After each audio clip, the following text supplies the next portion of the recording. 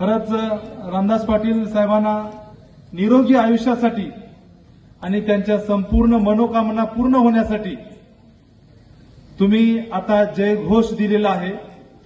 या जयघोषाचा आवाज 2029च्या इलेक्शन पर्यंत टिकून राहायला पाहिजे.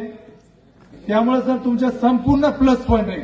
त्याच्यामुळे देगलूर मुखेड काय, देगलूर नायगाव काय आणि देगलूर बिलोली काय मतदारसंघाची पुनर्रचना जरी झाली तर तुमचा जे काय अश्वमेघ आहे, कोणता मायचा लाल पण रोखू शकणार नाही. याच्यासाठी तुमचे फक्त आशीर्वाद पाहिजे आणि हे आशीर्वाद कायमस्वरूपी असावेत हीच मी आई तुळजाभवानी चरणी प्रार्थना करतोय. रामदास पाटील साहेबांना भरपूर प्लस पॉईंट आहेत. त्या प्लस पॉईंट पण आता त्यांनी म्हणजे बीजेपी मधून काँग्रेसमध्ये आलेले आहे. बरोबर आहे, एक स्टेप मागे घेतली आहे. परंतु ज्यावेळेस ते काँग्रेसमधून निवडून येतील तर 100% ते भविष्यामध्ये मंत्री पण राहतील. याच्यासाठी माझ्याकडून खूप खूप शुभेच्छा. अंतःकरणातून तळमळी झटणारी इथं माणसं आहेत, ते लक्षात घ्या.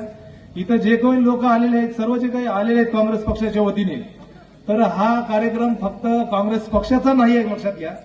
जरी तुम्ही आयोजित केला असेल तर रामदास पाटील साहेब हे फक्त काँग्रेस पक्षाचे नाहीत, ते तुम्ही सर्वांचे आहेत, लक्षात. तसेच आज आपले जे खासदार साहेब जे आहेत बंडू पाटील चव्हाण, हे एक अजात शत्रू असल्यासारखे आहेत. ते त्यांच्या पाठीशी खंबीरपणे आहेत, लक्षात उभे आहेत.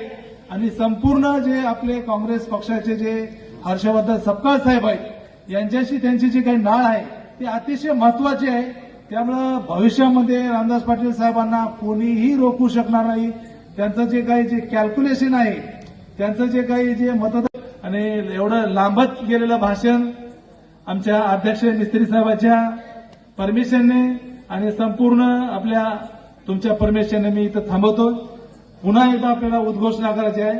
मी फक्त रामदास पाटील जय हो म्हणतो. आपण फक्त जय हो म्हणायचं आहे. रामदास पाटील जय हो, जय हो, जय हिंद, जय महाराष्ट्र, जय संविधान.